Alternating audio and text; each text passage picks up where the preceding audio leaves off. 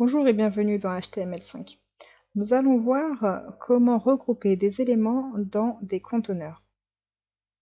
Alors, nous pouvons donc regrouper des éléments dans des conteneurs.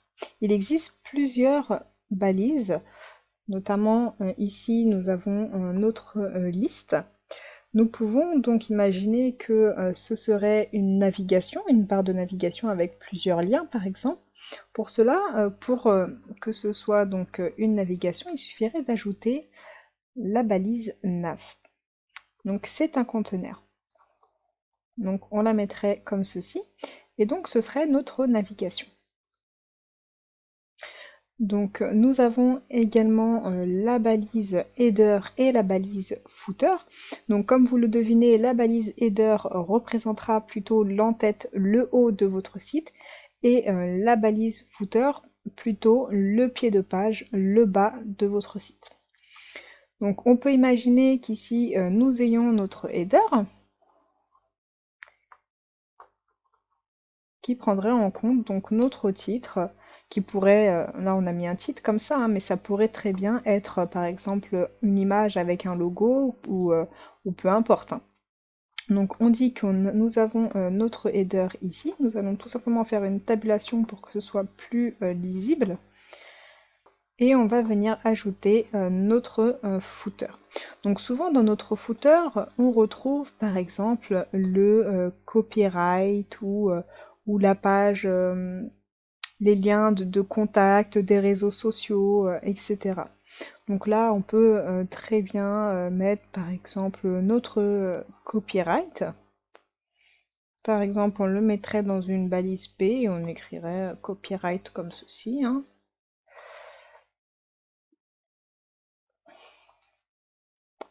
Et on pourrait mettre également le contact. Voilà, imaginons comme ça. Nous avons également notre main, notre balise main, qui comportera le corps du site, si vous voulez, la partie principale. Donc on peut imaginer que notre balise main comporte tous nos paragraphes. Donc je vais venir mettre ma balise ici. Et elle se fermera donc à la fin de tous mes paragraphes. Voilà. De la même manière, j'ai ma balise article.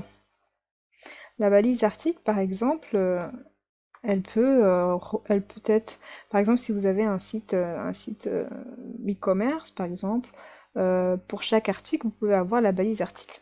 Ici, on va mettre notre balise article et on va se dire que donc tous nos paragraphes ici représentent un article.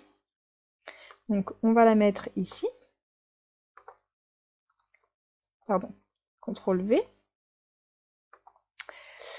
Nous avons également la balise section et la balise aside. Donc la balise aside sera plutôt utilisée pour un élément qui fait partie donc de votre du corps de votre site, mais qui n'est pas forcément une information importante. Donc on utilisera la balise aside. Par exemple, ici, on avait mis un nota bene. Eh bien, je peux très bien utiliser la balise aside.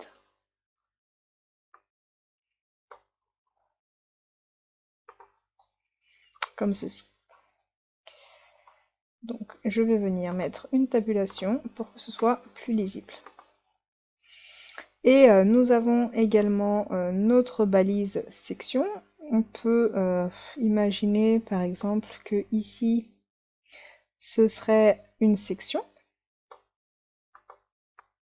Et donc cette balise viendra donc regrouper des éléments. Donc je vais définir ça ici. Pardon.